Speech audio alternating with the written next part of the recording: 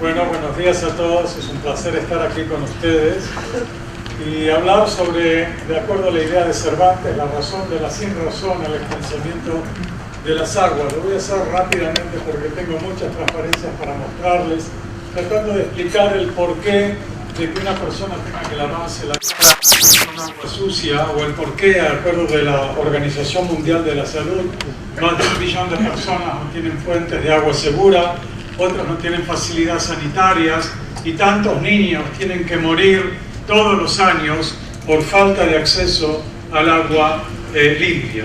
En realidad, lo que yo pienso que tenemos es un bloqueo mental en todo lo relacionado con el problema del agua, y que probablemente, aunque no soy psicólogo, eso provenga del hecho de que cuando venimos al mundo venimos dentro de un saco amniótico en el vientre de nuestras madres, lleno de agua, así que ya desde chiquito miramos a la derecha, a la izquierda, vemos agua por todos lados y decimos, bueno, pero esto nunca puede ser que falte en algún lado del mundo.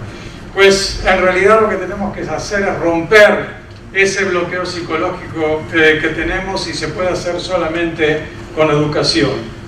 Así que lo que yo voy a hacer es mostrarles una serie de decisiones cualitativas razonables, entre comillas, que llevan resultados irracionales y algunas posibles razones de esto. Y voy a empezar con la primera, que es la de utilizar agua de ríos para irrigar el desierto, refiriéndome al mar de Aral. El mar de Aral era uno de los lagos grandes del mundo, que estaba abastecido por dos ríos, el río Sir y el río Amu. Y lo que ustedes ven acá es un dibujo de barcos viajando por ese enorme lago, hasta que un buen día la Unión Soviética decide utilizar el agua de esos ríos para irrigar el desierto y cultivar algodón y arroz. Y entonces el lago ese comienza a reducirse y tarda mucho tiempo, 13 años, 16 años, 11 años, 40 años para volverse chiquito, chiquito, chiquito. Esto es lo que va quedando en el año 1989, el mar de Aral en el 2008, esto es en el 2012. En la próxima van a ver cómo se va achicando lentamente, año a año, hasta el año 2014. Y esto es lo que quedó de los barcos en ese mar de Aral, junto con los camellos y junto con un afiche de alguien lamentando la muerte del mar de Aral. Pero ustedes pueden decirme, bueno, este hombre que nos muestra algo de la Unión Soviética. ¿Qué es eso de la Unión Soviética? A lo mejor tenían problemas de educación, de gerenciamiento, de falta de dinero. Bueno, entonces vayamos a los Estados Unidos de Norteamérica y veamos la decisión razonable número 2, que es la de remediar acuíferos contaminados. Si un acuífero está contaminado, decían en los Estados Unidos, debemos restaurar a condiciones pristinas, es decir, limpiar el agua para que esté limpita como estaba al principio. Para todos aquellos que no sean hidrólogos, estoy hablando de agua que penetra por la lluvia al agua subterránea. Se acumula como agua subterránea, es el agua que nosotros utilizamos por medio de los aljibes en las casas, las bombas de agua o las bombas eléctricas más sofisticadas. ¿Y por qué agua subterránea? Porque es la fuente de agua más importante en la superficie de la Tierra, es decir, de agua dulce. Es decir, que si dejamos de lado el agua de los casquetes polares, el agua subterránea es un 30% del agua dulce a nuestra disposición. Los ríos y los lagos, de los cuales nos impresionamos tanto, son solamente un 0.3% de los mismos. Ahora, ¿qué pasa? Que a veces estas aguas subterráneas se contaminan y debemos limpiarlas para poder utilizarlas. Pues bien, lo que les estoy mostrando acá es uno de los ejemplos de la contaminación creada por la compañía IBM en Nueva York, que contaminó todo el acuífero en un área de 2.6 kilómetros cuadrados. En el año 1979 decidieron empezar a limpiar, hicieron 220 pozos de monitoreo, 20 pozos de extracción, y en el año 2003, cuando empezaron en el año 1979, todavía había concentraciones de compuestos orgánicos volátiles en el agua como tricloroetileno, tetracloroetileno, materiales que son completamente nocivos y carcinogénicos, de 300.000 microgramos por litro en el agua. Y esto es solamente un ejemplo de miles de casos que se hicieron tratando de limpiar el agua en los Estados Unidos de Norteamérica. Y un buen día, el Congreso de los Estados Unidos dice: en un momento, señores, paremos acá, vamos a hacer un análisis de lo que estamos haciendo. ¿Estamos limpiando? Y entonces ellos escriben ahí en la introducción: ¿estamos limpiando o estamos haciendo un desbarajuste de la limpieza? Desde 1980 hemos invertido 5 billones de dólares y todo continúa siendo inefectivo e ineficiente, señores. Esta no es la Unión Soviética y esta es la cantidad de dinero que invirtió los Estados Unidos de Norteamérica tratando de hacer algo que no se podía hacer. Y entonces en los Estados Unidos de Norteamérica se decide, bueno, no fue con los 5 billones, vamos a lo que se llama atenuación natural o olvídense del acuífero. Dejemos que los contaminantes estén en el agua subterránea, que el agua fluya lentamente y la naturaleza ya la va a limpiar de por sí. ¿Y cuáles son los procesos que limpian en forma natural? Biodegradación, dispersión, volatilización, transformación en un tiempo razonable, entre comillas. Y uno al final se pregunta, ¿este es un método naturalista o lo que llamaríamos tratar de escaparse por la tangente? ¿Qué pasa? ¿Los procesos de los que hablé antes no eran conocidos antes de 1980, antes de invertir 5.000 millones de dólares? ¿Y qué es un tiempo razonable? ¿Cuántos años? ¿1000 años? ¿1 año? ¿5 años? ¿Cuánto dinero vamos a tener que invertir para monitoreo? ¿Y qué pasa si ese agua contaminada va a los mares y a los océanos? ¿No puede matar a todos los pescados que se encuentran ahí? Por el otro lado, ¿qué es transformación en forma natural? ¿Qué nos asegura que la naturaleza va a trabajar como nosotros queremos? Acá lo que ustedes ven es un ejemplo de aguas contaminadas por un material que se llama tricloroetileno. Y en la naturaleza, el tricloroetileno se convierte en cloruro de vinilo. Y resulta que el cloruro de vinilo es el doble de más venenoso que el tricloroetileno. Es decir, que hay un proceso natural que produce un material que es mucho más nocivo que el material original. Bien, pasemos a la decisión razonable número 3, es pensar solamente en el beneficio económico de las cosas, o lo que se llama la filosofía del olvídense del acuífero, o la filosofía de Oda. Aunque les voy a decir ya acá que estando en el Perú y dando esta conferencia, alguien me dijo: señor, me disculpa, usted no sabe bien el español, se olvidó la J antes de la O. Y les voy a dar el ejemplo de Israel. ¿Sí? Les voy a dar el ejemplo de Israel. ¿Recuerdan esto que les mostré en Estados Unidos? Estamos hablando de una área de 3 kilómetros cuadrados, 220 pozos de monitoreo, 20 de extracción. Pues en Israel tenemos el acuífero costero contaminado por esos compuestos orgánicos volátiles en un área de 200 kilómetros cuadrados. Entonces, en esos 200 kilómetros cuadrados tendríamos que, en forma paralela, hacer 11.000 pozos de monitoreo y 1.000 pozos de bombeo. ¿Quién va a hacer una cosa así? ¿Quién va a pagar esos pozos? Nadie los paga. Por el otro lado, vienen los economistas y empiezan a hacer análisis económico y dicen: mira, para que hacer todo eso tenés que hacer reconocimiento, modelación, monitoreo, limpieza. Por el otro lado podemos hacer desalinización del agua de mar. Así que ¿quién tiene que ocuparse tratando de limpiar las aguas subterráneas? Vamos a lo que llamamos la ODA, la atenuación natural. Pero, cuidado, porque estamos hablando de una zona que es un área poblada. Toda esta contaminación está también por debajo de la ciudad de Tel Aviv, en la ciudad de Israel. Y si estamos hablando de compuestos orgánicos volátiles, estos compuestos pueden salir para arriba en forma de gas y penetrar dentro de las casas de los habitantes que viven en esa zona. Y acá estamos midiendo la penetración de tricloroetileno en un aparcamiento, en una casa de pisos, y lo que estamos midiendo es una concentración de 800.000 microgramos de tricloroetileno por metro cúbico de aire, cuando lo permitido son 23. Señores, 23 comparado con 822.000. Y lo que ustedes ven acá es toda una zona en la parte central de la ciudad de Tel Aviv, en donde se detectaron estos compuestos carcinogénicos en colegios, jardín de infantes, casas, etc. Pues pasemos a la decisión razonable número 4, y es el pensar que los acuíferos son filtros que van a limpiar todo el agua que pasan a través de ellos. Este es un filtro que yo fotografié en el Hotel El Huarango en Perú, y donde ellos ponían arriba agua contaminada y decían, ahora pueden tomar acá, es agua muy pura, yo no tomaría ese agua, pero eso es lo que ellos decían.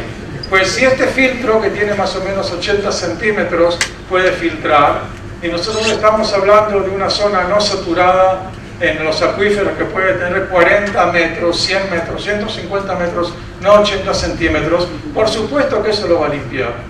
Pues no es así. Les voy a dar el ejemplo de un caso en Israel. Este es un corte donde ustedes ven el agua subterránea abajo, dos pozos de monitoreo, que son el número 2 y el número 4, y un pozo de bombeo. Y acá tenemos una zona no saturada de aproximadamente 40 metros, y sobre esta zona en Israel desde el año 1960 se estaba irrigando con efluentes cloacales tratados, Recuerden, el pozo número 2, 4 y el pozo de bombeo.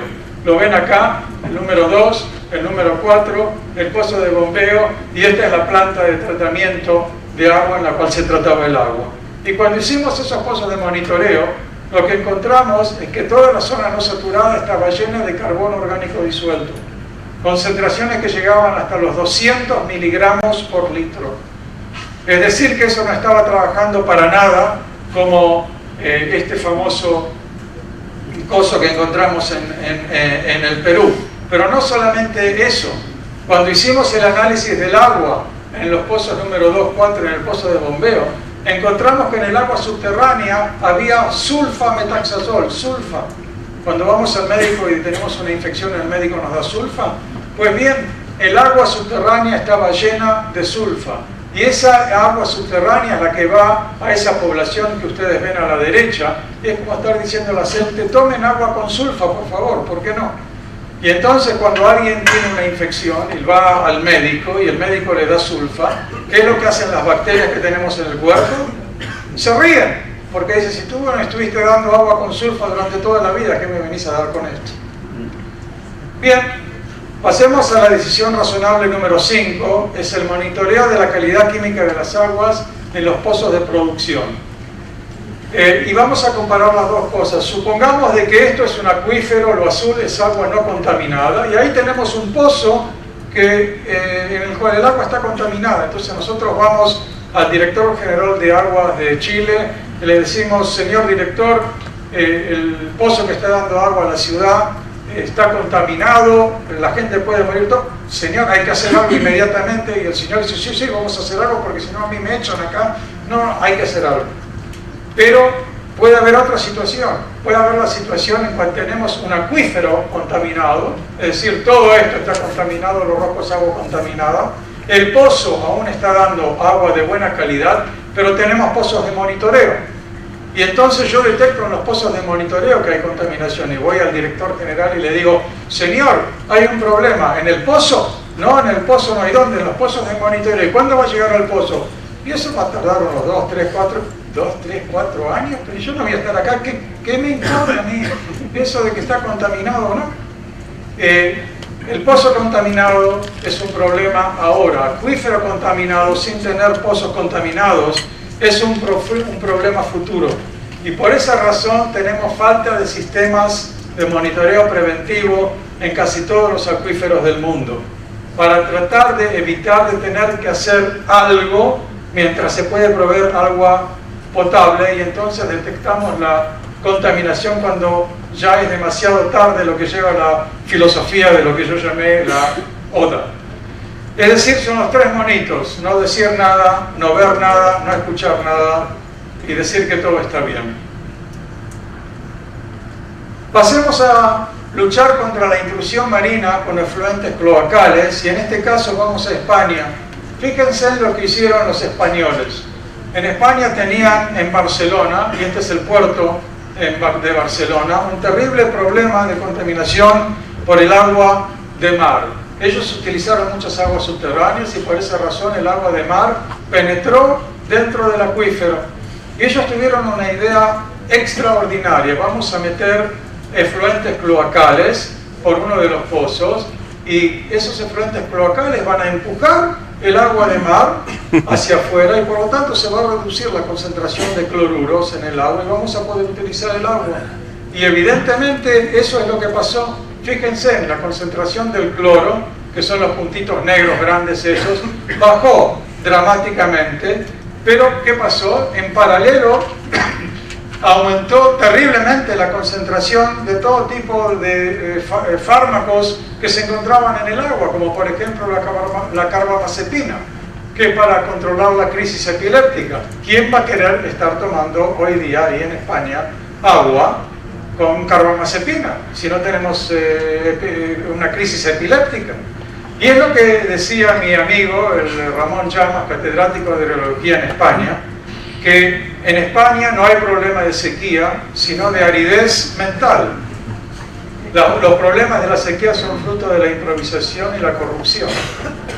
Es decir, vemos que tenemos acá un problema global en lo referente al agua, y pasemos ahora a la decisión número 7, culpar a la naturaleza por cambios climáticos. Y en este caso estamos hablando de un problema mundial, que puede ser Israel, puede ser Chile, puede ser Egipto, puede ser todo lo que ustedes quieran. Esta es una fotografía que yo tomé en las Filipinas. Este es el río Pasay, que pasa por Manila, y no hay que ser químico para entender que ninguno de nosotros va a querer tomar agua de este río como agua potable, ¿verdad? Parece que está un poquitito contaminada. Estamos hablando de un país que tiene 2.400 milímetros por año de precipitación y tiene terribles problemas de agua. Y al lado de este río, sin embargo, vive la gente, y no solamente que vive la gente, sino que utiliza el agua contaminada para lavarse los dientes, para lavar los utensilios de la cocina, etc. Pero vengamos al continente americano.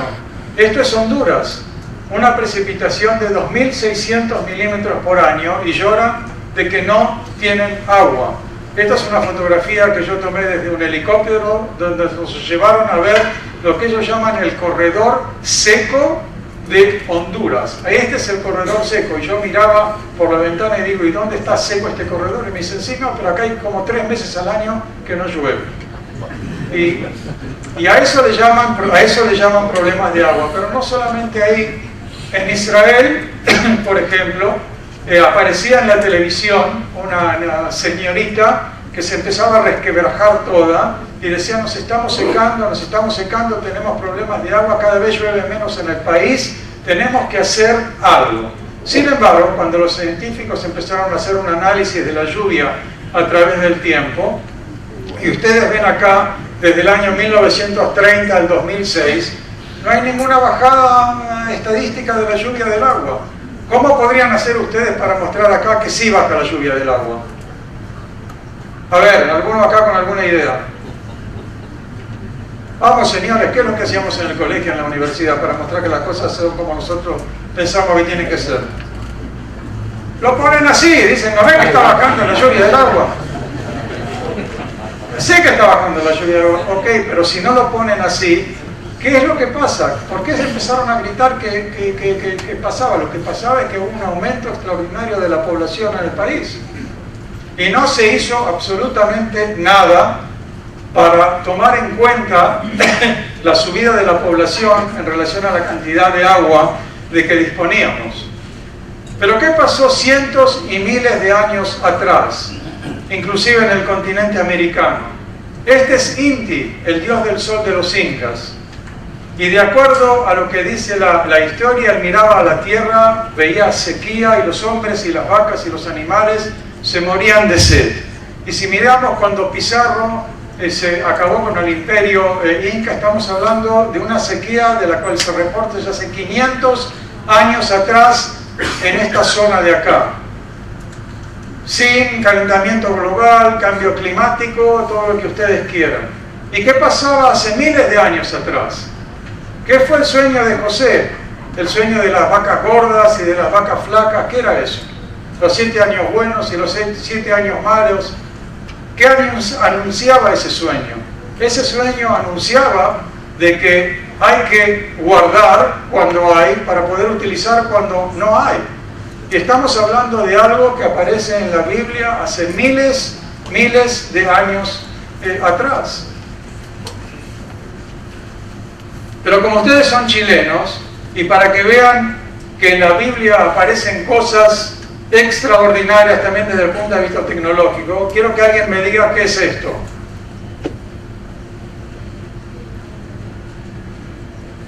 ¿Qué es? ¿Qué es el atrapanieblas? Exactamente, es lo que ustedes hacen en el atrapanieblas. Esto ya aparece en la Biblia, en el libro de Girón, este famoso atrapanieblas en el desierto de Atacama con el que ustedes agarran la Kamchatka. Es decir, que el hecho de un buen gerenciamiento no es algo nuevo, es algo de hace muchísimo tiempo atrás. La decisión razonable número 8 es culpar a la naturaleza por falta de agua. Estas son las cataratas de Iguazú, que yo tuve el honor de fotografiar en el año 2005, y estas son las cataratas del Iguazú en el año 2009. ¿Qué les parece? 2005, 2009. La gran sequía que hubo en la Argentina y en la parte norte en esa época, la peor sequía en los últimos 50 años. Argentina, enero de 2009. 1 millón de vacas muertas porque no había agua, y en los diarios esto es lo que aparecía. ¿Falta agua en esa zona del mundo? No falta en absoluto agua. Estas vacas están muriendo al lado del río Paraná, con una descarga de 15.000 metros cúbicos por segundo, al lado del río de la Plata, que lo llamamos río, pero parece un océano, y al lado del acuífero Guaraní, o lo que se llama acuífero Tacuarembó-Botucatú, que es la reserva de agua subterránea más grande del mundo. Es este mar que ustedes ven acá, azul, es el acuífero Tacuarembó-Botucatú, que podría suplir agua potable al mundo por 200 años, y las vacas están muriendo encima de esa reserva de agua. Es lo que yo llamo el ciclo hidroilógico, porque llueve, entramos en apatía, pero de repente no llueve más, nos empezamos a preocupar y entramos en histeria, en pánico, pero vuelve a llover y entonces no hacemos nada. Para finalizar, voy a tratar de mostrarles lo que yo llamo las 5 razones posibles que conducen a la sin razón en el gerenciamiento del agua. La primera es el tiempo de residencia de agua en los acuíferos. ¿Qué es tiempo de residencia? Es el tiempo promedio que le tarda a una gotita de agua entrar desde arriba, llegar hasta el agua subterránea, moverse en el agua subterránea, hasta que nosotros la volvemos a bombear. Y ese tiempo son cientos y miles de años, y por lo tanto, reaccionar ahora a algo que ocurrirá dentro de decenas de años. Los problemas de ahora son los importantes y es lo que yo tengo que hacer. Pero cuidado, señores, porque pueden pasar 71 años y esto es lo que puede ocurrir. Y lo que ustedes ven acá es la salinización del acuífero costero de Israel. En el 1934 teníamos agua de muy buena calidad, con bajas concentraciones de cloruros en el agua. Y en el 2005 se ven que estas han aumentado en forma dramática por un mal gerenciamiento del recurso. Número 2, no ver o querer ver la realidad. Señores, ¿por qué niños en el Chaco, del otro lado de la cordillera, tienen que estar tomando agua con arsénico? ¿Y por qué tienen que empezar a poner en los colegios esos filtros irrisorios que dicen, entre comillas, que van a sacar el arsénico del agua? ¿Por qué gente tiene que moverse en esa zona con cáncer de piel producido por la cantidad de arsénico que están tomando? Nuevamente tenemos acá problemas que son difíciles de entender. El número 3 es la falta de buenos profesionales en hidrología y el gerenciamiento del recurso agua. Señores, en ingeniería se reconoce la especialización. Como le estaba diciendo el profesor Gurevich, si ustedes tienen que construir una casa, ¿qué ingeniero van a llamar? Ingeniero aeronáutico, ¿no es cierto? ¿No? ¿Qué es ingeniero? Ingeniero civil. ¿Y civil quiere construir un avión? Un ingeniero aeronáutico. ¿Y quién va a ser el director de un hospital? Generalmente un médico.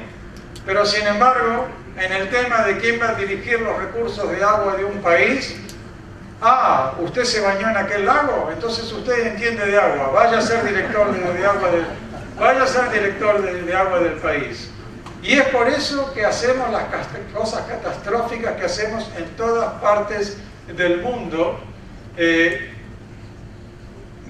donde el agua y el tema agua se ve influenciado por percepciones que son increíbles. Es por eso que resulta que los Estados Unidos sacó 5.000 millones de dólares haciendo las tonterías que ellos hicieron, en vez de agarrar 10 millones, dárselo a esta universidad y decirle traten de averiguar lo que pasa acá, traten de averiguar lo que pasa acá. Eso no existe y el problema es un problema de educación para tratar de romper ese bloqueo mental, y eso es lo que van a escuchar ustedes de la profesora Orit Ben-Zvi, que desarrollamos en Israel lo que se llama el planeta azul, el ciclo de los sistemas terrestres, pensando que esa educación la debemos introducir ya en los primeros años del colegio primario, inclusive en el jardín de infantes, si nosotros podemos. Pasemos ahora a lo que ya llamo la lucha por temas de poder. Eso de que cada uno dice, esto me pertenece a mí, no te me metas en este tema porque el tema es mío. Y si nosotros nos fijamos en un acuífero, en donde está el agua, sería lógico pensar de que todo esto pertenece a la autoridad del agua. Sin embargo, en Israel hay una gran lucha sobre este tema, y viene el Ministerio del Medio Ambiente y dice, no, de acá arriba hasta acá, esto pertenece al Ministerio del Medio Ambiente, porque hacemos subtes y la infraestructura de las casas y lo que sea, en mi autoridad del agua solamente de acá, lo cual es una terrible, ¿puedo decir la palabra acá, estupidez? Es una terrible estupidez. Es como agarrar y tener un árbol y decir esto pertenece al Ministerio de Agricultura y esto al Ministerio de Infraestructura. O agarrar un hombre y decir esto al Ministerio de Salud y esto al Ministerio de Transporte. ¿Sí? O agarrar el río Mapocho, que tuve la felicidad de poder fotografiarlo en el 2011, y decir esto pertenece a la autoridad del agua, cuando se ve evidentemente que esto pertenece a la autoridad de la mujer. Bueno, el problema es que tenemos una falta de gerenciamiento cuantitativo del recurso agua, cantidad y calidad, y tenemos una necesidad urgente de tener estos sistemas integrativos de modelación predictiva y cuantitativa. Solamente de esto podríamos hablar 2 horas, simplemente decirles de que no tenemos procesos cuantitativos de toma de decisiones. Acabó. Bueno, no tenemos procesos cuantitativos de toma de decisiones y tenemos una necesidad urgente. Ahora, ¿por qué urgente? Porque se comienzan a suministrar efluentes cloacales como agua potable, señores. En Estados Unidos, en Australia, en Sudáfrica, en Inglaterra, en Singapur, y los que empezaron todo esto fueron los astronautas. Los astronautas empezaron a tomar orina en sus viajes porque era imposible mandar ahí todo el agua que ellos necesitaban. Pero ¿cuál es la gran diferencia entre los astronautas y nosotros, señores? A ver. ¿Cómo? Bueno, ¿qué más? ¿Cómo? No, los astronautas dijeron tomar orina solo si es la propia orina. Los astronautas tomaban la propia orina. Nosotros vamos a tomar la orina de todos nosotros acá que estamos en este cuarto, ponerlas ahí, tratarlas y ahora, señores, adelante, buen provecho. Bueno, para finalizar, como Luis me dijo acá que ustedes saben hebreo, entonces... ¿no saben hebreo? Bueno, yo se los traduje. Esto se llama la historia del último agua, y fíjense en que esto fue escrito en el diario en Israel en los años 1960. Se llamaba, el problema es que no había agua, se iba a acabar el agua del país en unos pocos años, la situación es terrible, hay que hacer algo, pero ¿quién va a querer ahorrar agua? Tenemos que cocinar, tenemos que tener peceras, etcétera, etcétera. Y al otro año quedaba solamente agua para unos pocos, para un año o solo para un mes, y entonces elevaron el precio de agua en 10 centavos. Pero todos pagaron, porque era un año muy próspero y todos tenían dinero. Y el jueves se acabó el agua. ¿Y qué pasó? Vamos. Exacto. Y todos se murieron. Ahora, para todos aquellos que piensen de que esto es una súper exageración, les recomiendo leer el libro de Jared Diamond que se llama Colapso, ¿por qué unas sociedades perduran y otras desaparecen? Y allá ustedes podrán ver que somos capaces de destruirnos a nosotros mismos, y ahí ellos presentan exactamente la isla de Pascua. Y hace la pregunta, ¿en qué pensaba el hombre de la isla de Pascua que cortó la última palmera? Porque al cortar el último árbol de la isla de Pascua, ya no pudieron hacer canoas, y al no poder hacer canoas no podían tener trueque con las otras partes del mundo y con las otras islas. Y lo que decían que ellos pensaban es que la tecnología resolverá todos nuestros problemas. Y para que vean que esto sí puede ser cierto, también la idea es de que el Imperio Romano, el decaimiento del Imperio Romano, es por el hecho de que ellos llevaban el agua a las casas con tuberías de plomo y tomaban el vino en jarros de plomo, y eso produjo un decrecimiento mental y la caída del Imperio Romano. Pues bien, esto es realidad, estos son números que les mostré al principio, de acuerdo a la Organización Mundial de la Salud. Y para finalizar, el problema es un problema de falta de educación, y yo, que en realidad nunca vi un avestruz que haga una cosa así, pero dicen que el avestruz hace eso, de tratar de meter la cabeza bajo la tierra y no ver la realidad, pero en realidad tenemos un problema. El Señor es el problema de agua, es un problema de falta de gerenciamiento, de falta de educación.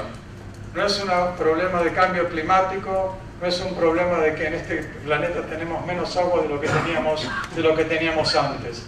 Y volviendo nuevamente a esto para finalizar, a este afiche, no me cabe más que pensar si en realidad el hombre es o no es un animal racional.